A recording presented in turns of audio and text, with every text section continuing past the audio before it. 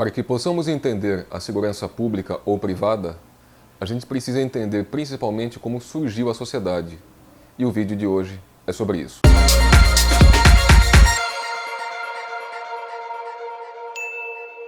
Olá, bem-vindo ao canal GMVT Garcia de Moura Vídeos e Tutoriais. O vídeo de hoje é mais um vídeo jurídico, porém é voltado para as forças de segurança, sejam elas públicas ou privadas. Para que possamos entender a sociedade atual, precisamos compreender alguns elementos básicos, como a formação da sociedade, para a partir daí sabermos quem somos enquanto profissionais de segurança, seja pública ou segurança privada. O vídeo de hoje fala noções de teoria geral do Estado, que é assunto de ciência política. Em algum momento surgiu o homem na face da Terra, mas pouco importa como apareceu. O que nos interessa é que, como os registros históricos apontam, esses indivíduos primitivos começaram a se reproduzir e deram início ao menor núcleo social que existe até hoje, que é a família. É evidente que essas famílias pré-históricas eram completamente diferentes das famílias atuais, mas eram, de qualquer forma, um menor núcleo social, onde havia alguém com autoridade e alguém em relação de subordinação. Com o passar do tempo,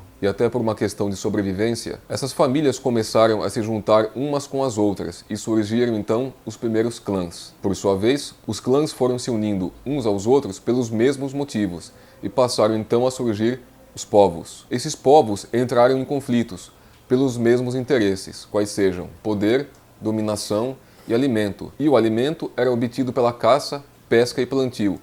Por isso, a necessidade de se conquistar o território alheio e escravizar outras pessoas, que eram inimigos por terem os mesmos desejos e que também utilizavam das mesmas forças, todos contra si ao mesmo tempo. Quando um povo conquistava outro e seu território, além da força de trabalho do povo conquistado, passaram a surgir as primeiras sociedades. Essa é a célula máter da sociedade. Os estudiosos do assunto chamaram esse período de estado natural, onde as pessoas eram movidas por instinto de dominação e atacavam antes de serem atacadas. Usavam a força e a violência como meio de defesa para a preservação dos seus interesses. Não existia a noção de direitos e deveres. Ficava em cargo de cada um fazer a justiça segundo as circunstâncias, seu entendimento, oportunidade e força. As sociedades, agora um pouco mais evoluídas, passaram a compreender a necessidade de alguém cuidar de todos ao mesmo tempo, para que todos tivessem chance de ver protegido aquilo que cada um conquistou. Para isso,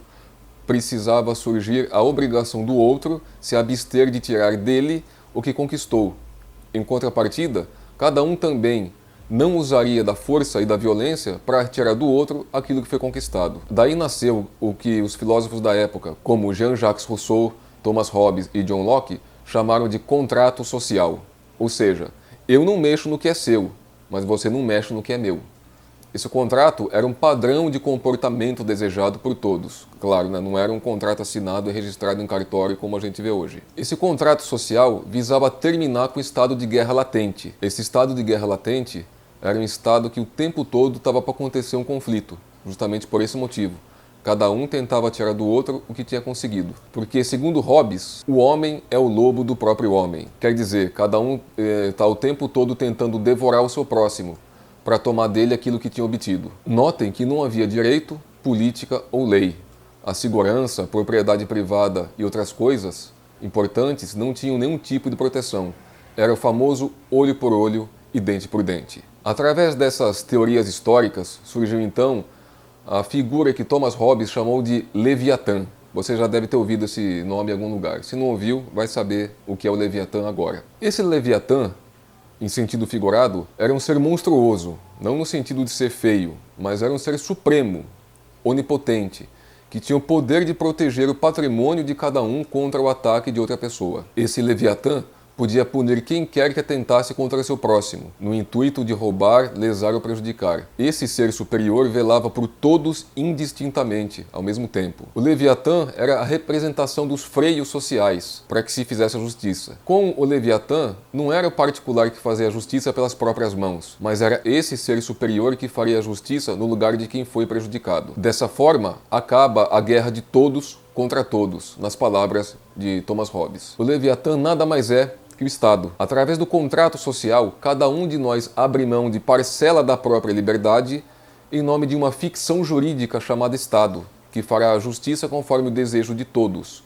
O interesse maior é o bem comum da sociedade. Através desse contrato social, criamos o Estado e demos a ele os 3 poderes: legislativo, executivo e o judiciário. Para que ele, o Estado, em nosso nome e segundo a nossa vontade, crie normas reguladoras de convívio social, julgue os desvios individuais segundo normas que se aplicam a todos.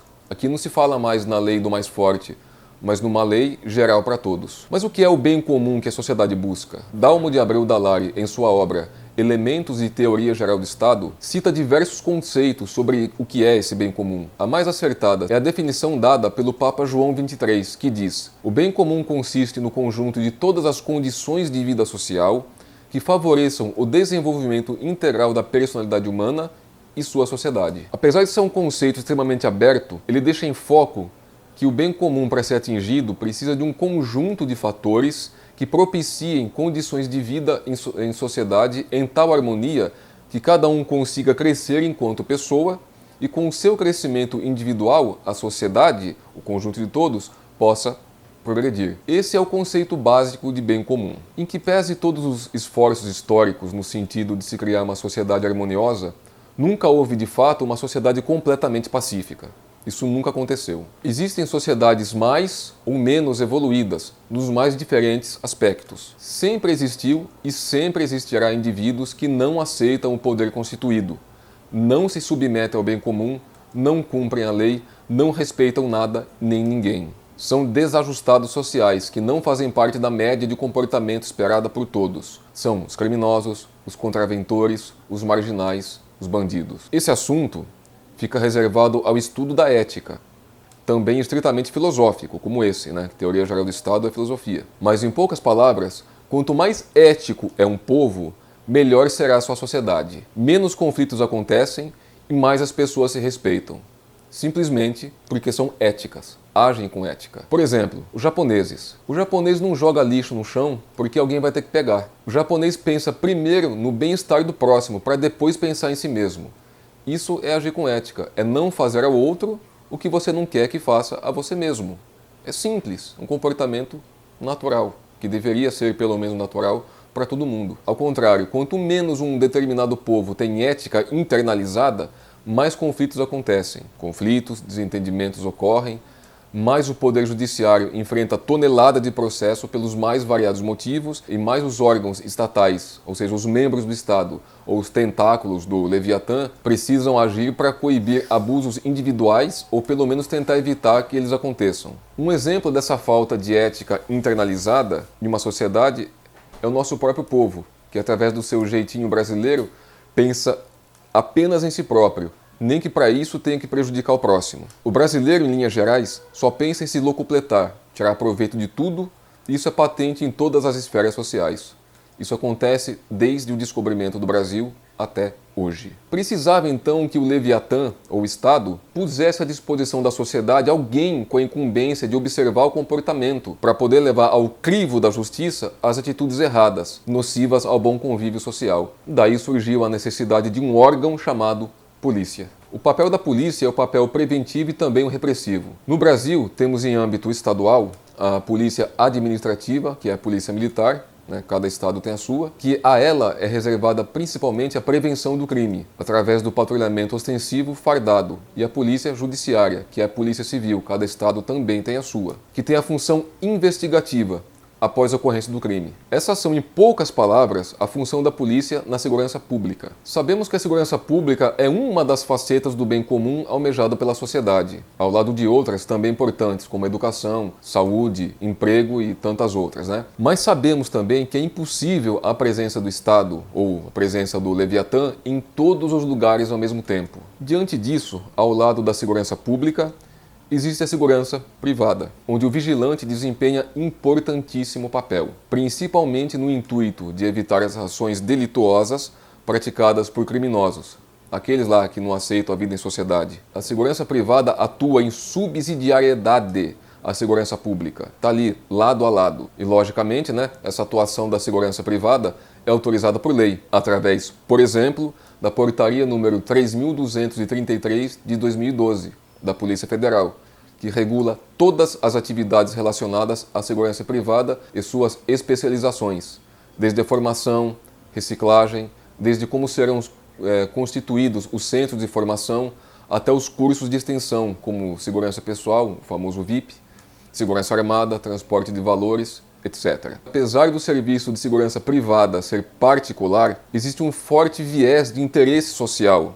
É quase um munus público na atuação desse profissional de segurança, pois, via de regra, o vigilante estará atuando onde a polícia não estará. O campo de atuação do profissional de segurança privada complementará a ausência do Estado naquele lugar e naquele momento. Daí a necessidade de uma excelente formação e treinamento do vigilante, pois estará de forma semelhante à polícia na linha de frente na prevenção e combate ao crime. Por isso a importância da ética, da coragem e da disciplina do vigilante. Então esses são alguns elementos básicos para que a gente possa entender a necessidade da segurança pública e privada. A gente falou em pouquíssimas palavras de um assunto muito extenso, que é assunto de um semestre na faculdade de Direito, qual seja ciência política, e dentro da ciência política tem a teoria geral do Estado e formação da sociedade. Então esse é o panorama básico, panorama geral, para que a gente entenda como a sociedade se organizou, como ela evoluiu e como ela desejou que existisse o Estado que de alguma forma viesse a cuidar de todos. E para isso, cada um de nós abre mão de sua liberdade individual para que, em nome de todos, o Estado possa prover o que individualmente temos como direito material e também como direito processual, à medida em que entregamos para o Estado os nossos problemas para que ele resolva de forma justa e equitativa. Esse então, meu amigo, é o perfil básico, o panorama da importância do papel da segurança, seja pública ou privada. Espero que tenha gostado do vídeo, curta, comente, compartilhe aos seus amigos, pode ser útil para alguém. Inscreva-se no canal caso não seja inscrito e até o próximo vídeo. Obrigado e até mais.